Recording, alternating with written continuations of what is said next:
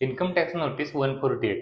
ही 148 ची नोटीस काय येते? ज्यावेळी तुम्ही एखादं इन्कम म्हणजेच बिझनेस इन्कम असेल किंवा रेंटल इन्कम असेल किंवा तुम्हाला कमिशन मिळालेलं असेल, हे असे इन्कम म्हणजेच ITR मध्ये दाखवलं नसाल, तर अशा वेळी तुम्हाला इन्कम टॅक्स ऑफिसर ही 148 ची नोटीस इश्यू करतात.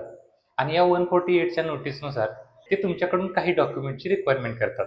जर ऑफिसरकडे जो डेटा असतो त्याप्रमाणे तुम्ही त्यांना एक्सप्लेनेशन प्रॉपर पद्धतीने सबमिट केला नाही तर तुम्हाला ते इंटरेस्ट पेनल्टी लावू शकतात.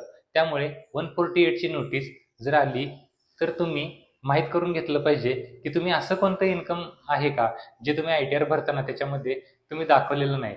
बऱ्याच वेळा कॅपिटल गेन म्हणजेच प्रॉपर्टी घेऊन ती विकतो. तसेच शेअर्स क्रिप्टो यामध्ये इन्व्हेस्टमेंट केलेली असते व ती सेल केलेली असते.